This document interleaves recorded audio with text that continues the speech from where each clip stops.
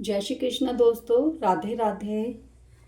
अश्विनी मास की शुक्ल पक्ष की एकादशी को पाप कुंशा एकादशी कहते हैं। आइए इस पावन एकादशी की कथा प्रारंभ करते हैं। जय श्रीमन नारायण, राधे राधे।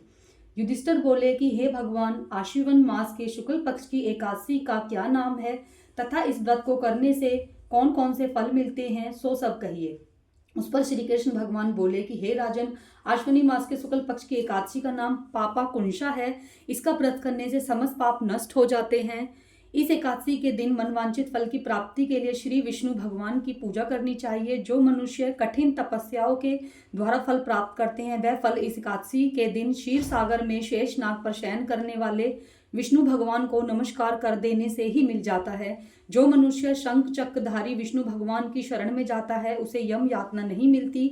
जो पापी मनुष्य अनायास इस एकादशी का व्रत करते हैं, उन्हें यम के दुख नहीं मिलते। जो विष्णु भक्त शिव जी की निंदा करते हैं अथवा जो शिव भक्त विष्णु भगवान की निंदा करते हैं, वे दोनों नरक को जाते हैं।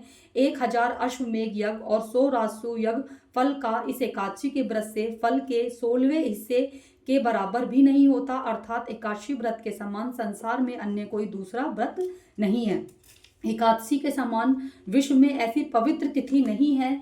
इस एकादशी के व्रत से मनुष्य को स्वस्थ शरीर और सुंदर स्त्री तथा धन धान्य मिलता है तथा अंत में स्वर्ग की प्राप्ति होती है। जो मनुष्य इस एकादशी के व्रत में रात्रि को जागरण करते हैं, उन्हें बिना किसी रोग के स्वर्ग मिलता है। जो मनुष्य इस एकादशी का व्रत करते हैं, उनके मातृ पक्ष से 10, पितृ पक्ष से 10, स्त्री पक्ष से 10 सदस्य विष्णु का वेश धारण करके तथा सुंदर आभूषणों से युक्त होकर गरुड़ का सवार होकर विष्णु लोक को जाते हैं।